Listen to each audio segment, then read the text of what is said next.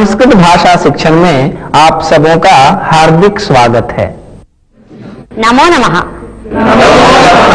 संस्कृत भाषा शिक्षणे भवतां सर्वेषामपि स्वागतम्। आगच्छन्तु, संस्कृत संभाषणस्य अभ्यासं कुर्मः। मान्ये, जलम् आवश्यकम्। आगच्छतु।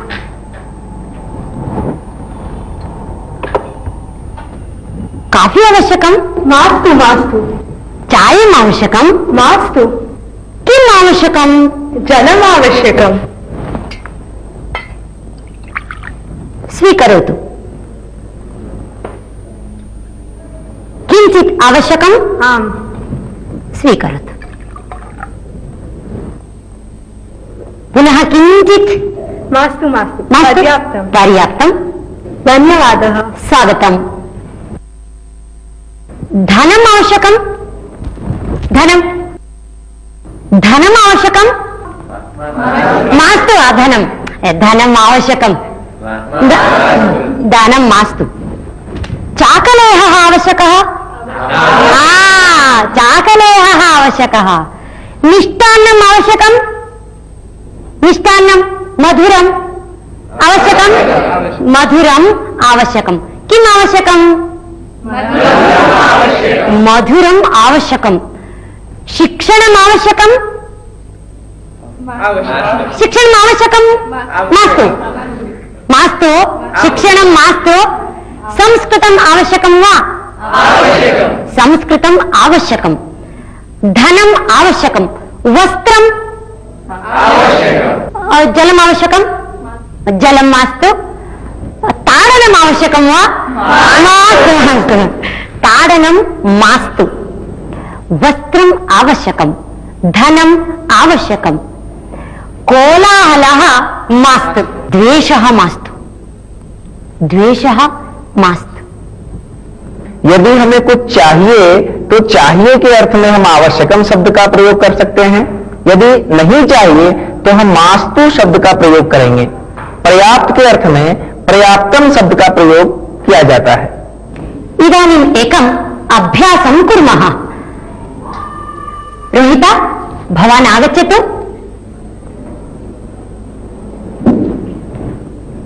अहं भवतः युतकं वदामि, भवान् मम युतकं वदतु। सर्वे वदन्तु रोहितस्य युतकम्। अस्तु? भवतः युतकं। मम युतकम्। रोहितस्य युतकम्। भवतः कर्णः। मम कर्णः। रोहितस्य कर्णः। भवतः नासिका। मम नासिका। रोहितस्य नासिका। समीचीनं। गच्छतु। सुनीते, भवती आगच्छतु। अहं भवत्याः आभूषणं वदामि, भवती मम आभूषणं वदतु। भवन्तः सुनीतायाः आभूषणम् इति वदन्तु। अस्तु वा? भवत्याः आभूषणं।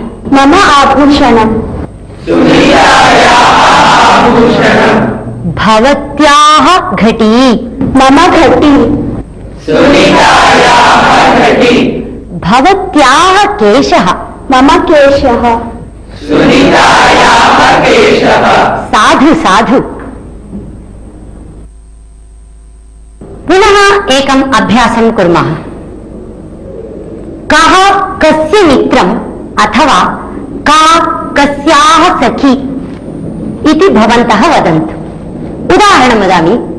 रोहितः अभिषेकस्य मित्रम्। सुनीता प्रियाङ्कायाः सखी। इदानीं भवन्तः वदन्तु। कृष्णः वदतु। रोहितः अभिषेकस्य मित्रः। मित्रम्। रोहितः अभिषेकस्य मित्रम्। उत्तमम्। मधुरा श्रुत्याः सखी। उत्तमम्। इदानीं वयं बहुवचनस्य अभ्यासं कुर्मः। छात्रः, छात्राः, दन्तकूर्चः, दन्तकूर्चाः, दन्तकूर्चः, दन्तकूर्चाः,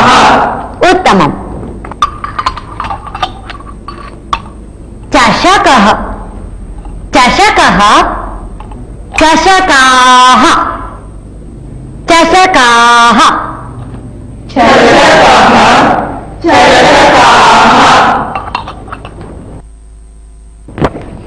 बालकः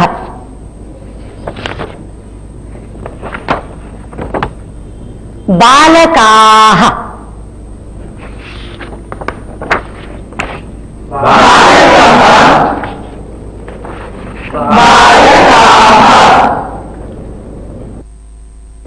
सैनिकः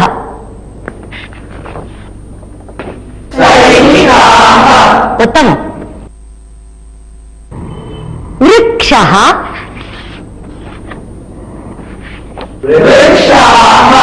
ये सब अकारांत पुल्लिंग शब्द हैं।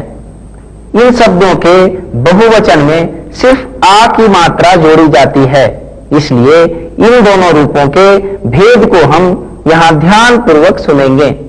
छात्रा छात्राः पत्रिका पत्रिका पत्रिकाः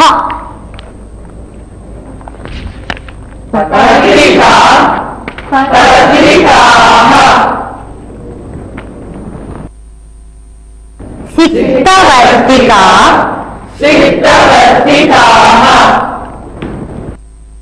पेटिका पेटिकाः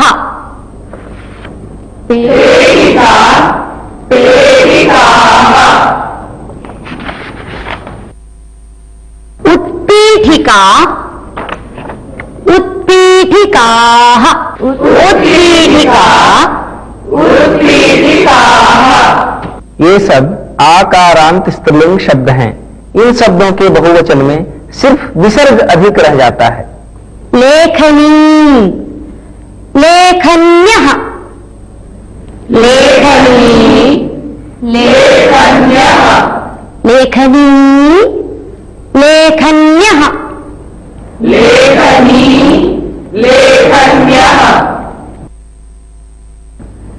अंकनी अंकन्यः अंकनी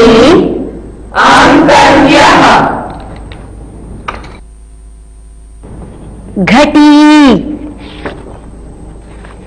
घट्यः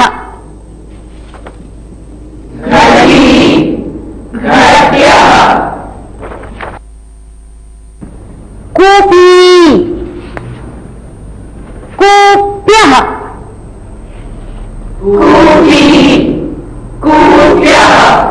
ये सब ईकारांत स्त्रीलिंग शब्द हैं। इन शब्दों के बहुवचन में थोड़ा सा परिवर्तन हो जाता है, जो हम यहाँ ध्यान पूर्वक देखेंगे। पर्णम पर्णानि पर्णम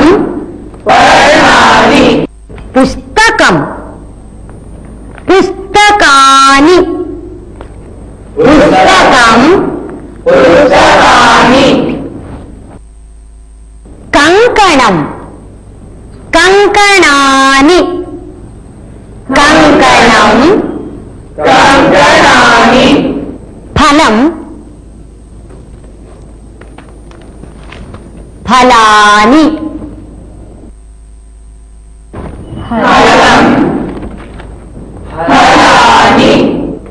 संगणकम संगणकानि संगणकानि संगणकम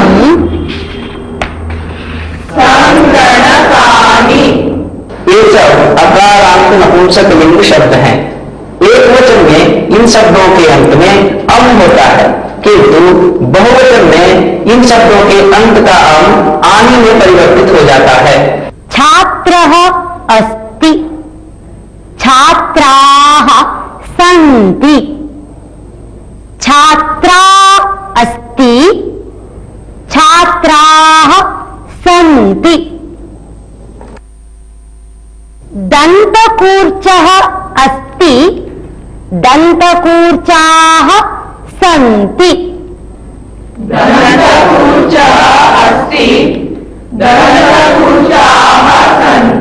दन्तकूर्चाः वदन्तु दन्तकूर्चाः दन्तकूर्चाः सन्ति दन्तकूर्चाः सन्ति चमसः चमसः अस्ति चमसाः सन्ति अङ्कनी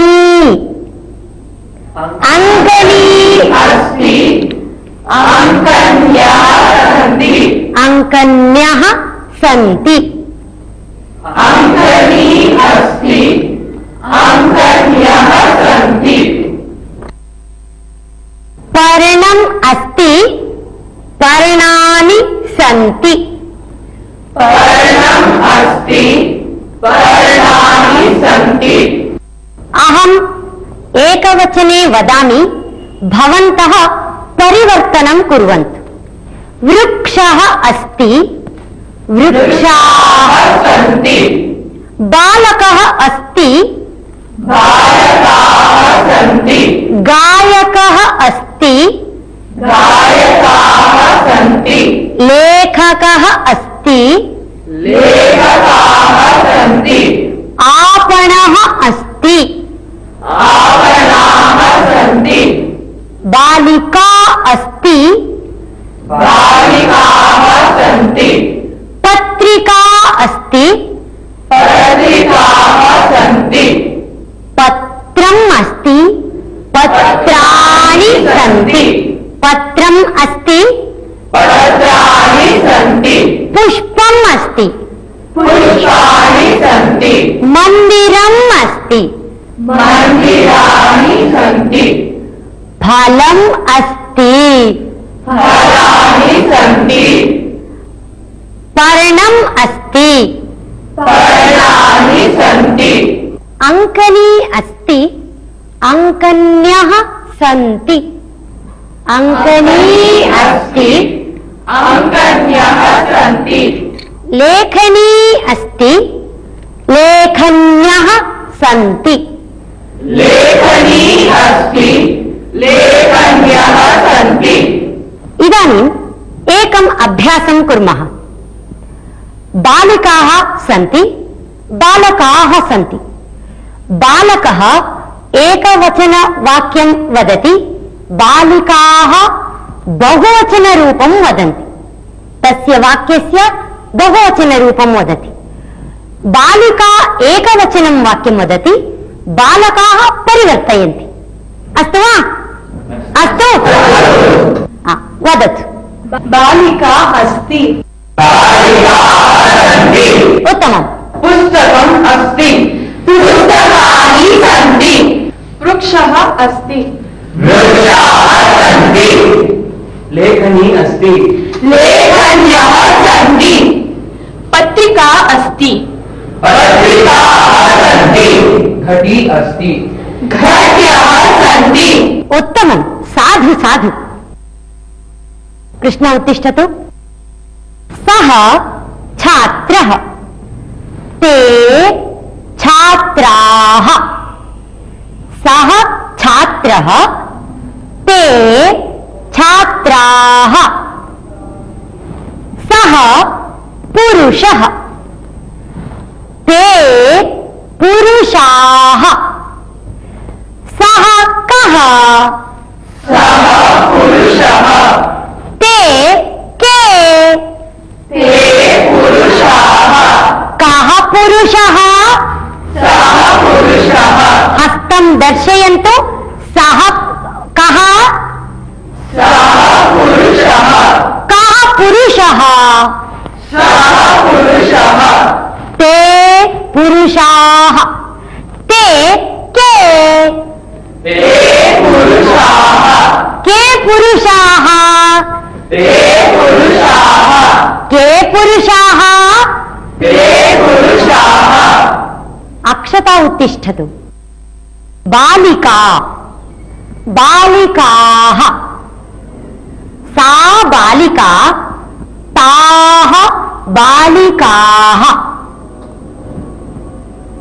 सा पेटिका ताः पेटिकाः सा का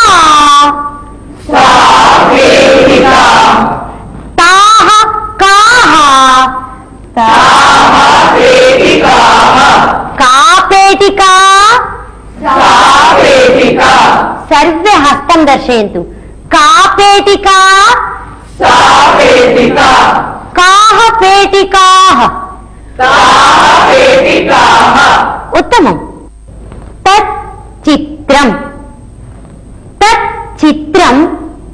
तानि चित्राणि। तानि चित्राणि। तत् किम्? तच्चित्रम्। तानि कानि? तानि चित्राणि। समीचीनम्। ते वृक्षाः। एते छात्राः। एते वृक्षाः। ते छात्राः। एते के? ते वृक्षाः। एते के? ते वृक्षाः। उत्तमम्। अब तक आप लोग तत् एवं एतत् शब्दों के बहुवचन रूप जान गए होंगे। जब हम दूर स्थित किसी पुरुष अथवा पुल्लिंग शब्दों को निर्देशित करते हैं तब हम ते शब्द का प्रयोग करेंगे, जैसे ते वृक्षाः। इसी प्रकार समीप स्थित पुरुषों तथा पुल्लिंग शब्दों के लिए हम एते शब्द का प्रयोग करेंगे, जैसे एते छात्राः। ताः घट्यः। एताः बालिकाः। एताः घट्यः। ताः बालिकाः। एताः घट्यः। ताः बालिकाः। एताः काः? ताः घट्यः। काः घट्यः? ताः घट्यः। एताः काः? ताः घट्यः। बहु समीचीनम्। इसी प्रकार दूर स्थित महिलाओं तथा स्त्रीलिंग शब्दों के लिए हम ताह शब्द का प्रयोग करेंगे तथा समीप स्थित महिलाओं तथा स्त्रीलिंग शब्दों के लिए हम एताह शब्द का प्रयोग करेंगे, जैसे ताः घट्यः। एताः बालिकाः। इसी प्रकार दूर स्थित वस्तुओं तथा नपुंसक लिंग शब्दों के लिए तानि तथा समीप स्थित वस्तुओं तथा नपुंसक लिंग शब्दों के लिए ये तानि शब्द का प्रयोग करेंगे, जैसे तानि फलानि। एतानि पुस्तकानि।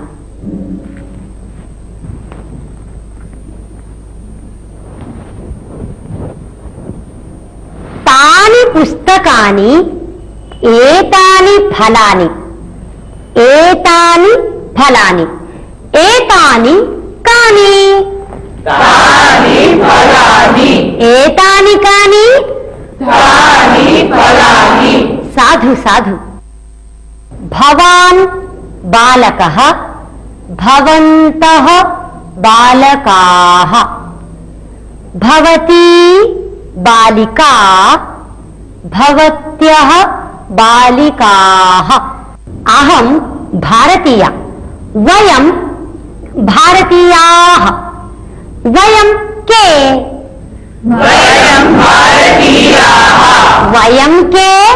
वयं भारतीयाः। अहं देशभक्ता। वयं के? वयं देशभक्ताः। वयं के? वयं देशभक्ताः। भवन्तः बालकाः। भवन्तः के? वयं बालकाः। भवन्तः के? वयं बालकाः। भवत्यः बालिकाः। भवत्यः काः? वयं बालिकाः। भवत्यः काः? वयं बालिकाः। समीचीनम्। भवान् भवन्तः। भवती भवत्यः।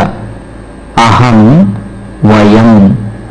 इन शब्दों का अर्थ आप लोग जान ही चुके होंगे। अहम् एकवचनं वदामि, भवन्तः बहुवचनं वदन्तु। एकम् अभ्यासं कुर्मः।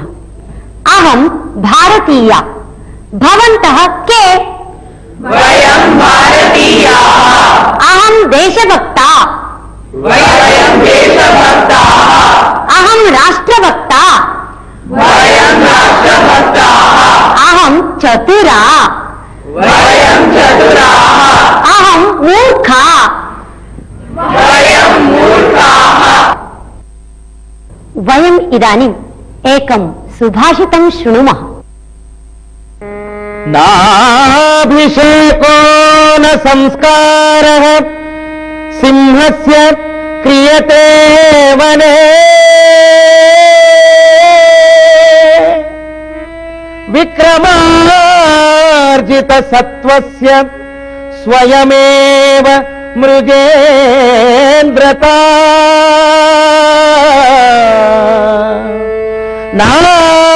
नाभिषेको न संस्कारः सिंहस्य क्रियते वने। विक्रमार्जितसत्त्वस्य स्वयमेव मृगेन्द्रता। स्वयमेव मृगेन्द्रता। स्वयमेव मृगेन्द्रता। स्वयमेव मृगेन्द्रता। वयम् इदानीं यत् सुभाषितं श्रुतवन्तः तस्य अर्थः एवमस्ति। सिंहः वनराजः इति प्रसिद्धः, किन्तु तस्य कोऽपि अभिषेकं न करोति, कमपि संस्कारं न ददाति। तथापि सः वनराजः कथं? सः स्वसामर्थ्येन एव स्वप्रयत्नेन एव वनस्य आधिपत्यं प्राप्नोति। एवमेव सामर्थ्यवान् पुरुषः स्वस्य प्रयत्नेन एव अत्युन्नतं पदं प्राप्तुं शक्नोति। इस सुभाषित का अर्थ बहुत ही मनोरम तथा शिक्षाप्रद है। सुभाषितकार यहाँ हम सबसे कहते हैं कि वन में सिंह का न तो कोई राज्याभिषेक करता है और न ही उसे कोई सजाता है, धजाता है, उसका संस्कार करता है।